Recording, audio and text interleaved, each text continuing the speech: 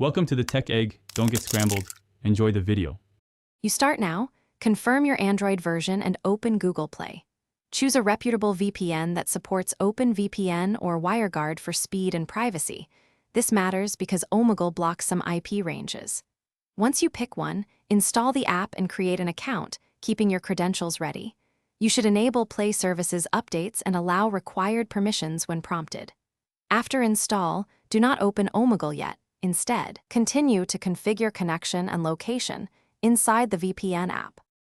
You now configure the VPN for Omegle use. Open the app, sign in, and select WireGuard or OpenVPN for better reliability. This choice reduces latency and improves stability. Then pick a server, choose a country that Omegle accepts and preferably a low-load server to avoid timeouts. Make sure to enable the kill switch and DNS leak protection so your real IP never leaks if the connection drops. Once configured, save settings and proceed to connect. Then confirm the app shows an active secure tunnel. You're at the finish line. Connect the VPN and wait for the app to show a secure connection. Once connected, open Omegle in incognito or the app to avoid cached data. Before starting, quickly verify your IP changed using an IP checker. This confirms anonymity.